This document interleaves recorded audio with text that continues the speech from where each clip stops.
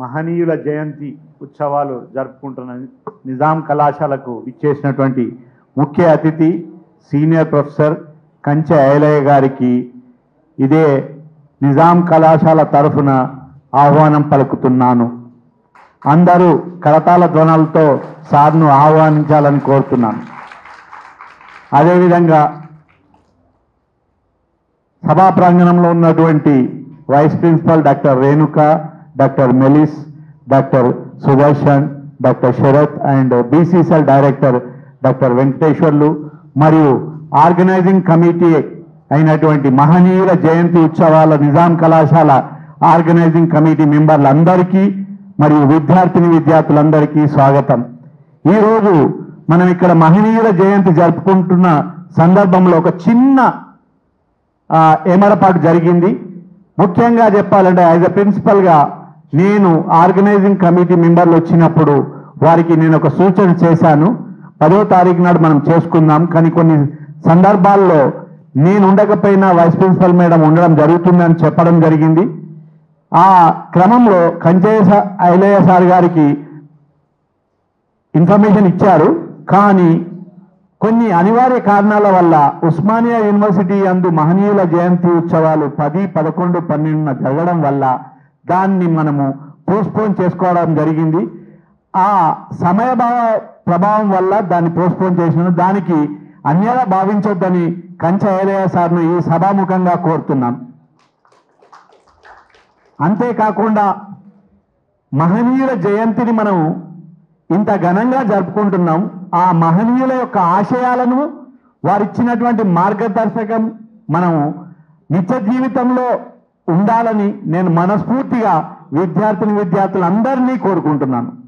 అంతేకాకుండా ఈరోజు బాబు జగజీవన్ రామ్ గారు, ఆయన మన దేశ ఉప ప్రధానమంత్రిగా ఉండే ఆయన ఏప్రిల్ 5, 1908 సంవత్సరంలో జన్మించారు.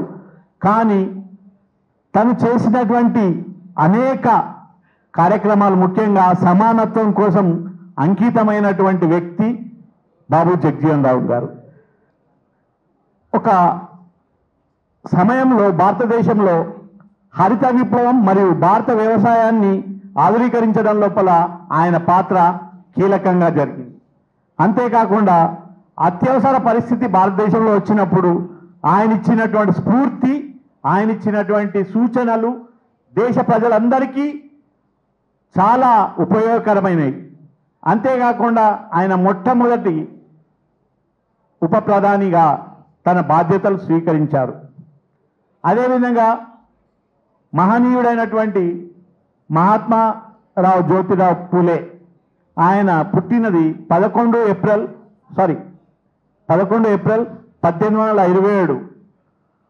ఆయన అంటరానితనము, కుల వ్యవస్థ నిర్మూలనతో పాటు మహిళా ఉద్ధరణకు కృషి చేసిన వ్యక్తి. అంతేకాకుండా ఆయన ఒక సమాజాన్ని నేర్పరిచాడు, దాన్ని సత్యశోధక్ సమాజ్. ఆయన చేసినటువంటి అనేక కార్యక్రమాల్లో ముఖ్యమైనది మహిళలకు విద్యను అందించడం. అదేవిధంగా నిజాం కళాశాల కూడా ఫస్ట్ కళాశాల అయినటువంటి కో ఎడ్యుకేషన్ కళాశాల తెలంగాణ రాష్ట్రంలో ఓన్లీ నిజాం కాలేజ్. అది ఒక నిజాం కాలేజీకే గర్వకారణం. అతను మహిళలకు ఉన్నటువంటి అనేక సమస్యలను తీర్చడానికై మహిళా విద్యకు పూనుకున్న వ్యక్తి. అంతేకాకుండా అన్ని ప్రయత్నాల్లో పూలే బాలికల కోసం మొదటిసారిగా పాఠశాలను 1848లో ఏర్పరచడం జరిగింది. తన యొక్క ఆశయం ఏంటిదంటే వితంతువులకు కూడా ఒక గృహాన్ని స్థాపించి వితంతువులకు కూడా తోడ్పడినటువంటి వ్యక్తి జ్యోతిరావు పూలే. అంతేకాకుండా విద్యను విశ్వరీకరణ చేసినటువంటి ప్రముఖ ఉన్నతమైన వ్యక్తి జ్యోతిరావు పూలే. ఇక 3వ మహనీయుడు మనం ఈరోజు జరుపుకుంటున్న బాబాసాహెబ్ బిఆర్ అంబేద్కర్. ఆయన సృష్టికర్త నా దృష్టిలో. ఎందుకనంటే ఆయన పుట్టింది ఏప్రిల్ 14, 1891 సంవత్సరంలో. ఆయన ఒక న్యాయవాది, ఆర్థిక శాస్త్రవేత్త, రాజకీయ నేత, సంఘ సంస్కర్త. ఇతను ముఖ్యంగా అంటరానితనము కుల నిర్మూలనకై ఎంతో కృషి చేసిన వ్యక్తి. స్వతంత్ర భారతదేశంలో మొట్టమొదటి న్యాయశాఖ మంత్రిగా ఉన్నటువంటి బిఆర్ అంబేద్కర్ ఆయన చేసినటువంటి అనేక కార్యక్రమాలకు గాను భారతదేశ ప్రభుత్వం 1990లో భారతరత్న అత్యుత్తమ పురస్కారం అందజేసింది.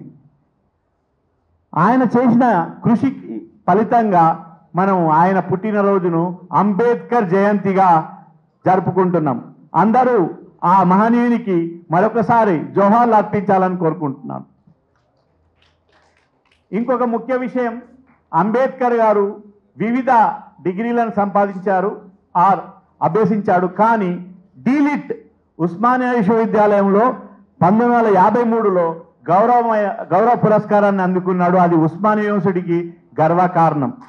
అంబేద్కర్ లాంటి మహనీయునికి మన ఉస్మానియా యూనివర్సిటీ ఒక డీలిట్ పట్టాను ప్రదానం చేసింది. అంతేకాకుండా ఈ మధ్యలో 2022లో యునైటెడ్ నేషన్స్ కొలరాడోలో doctor BR Ambedkar equity day జరుపుకున్నారు. అది కూడా ఆయనకి ఇచ్చేటువంటి పురస్కారం.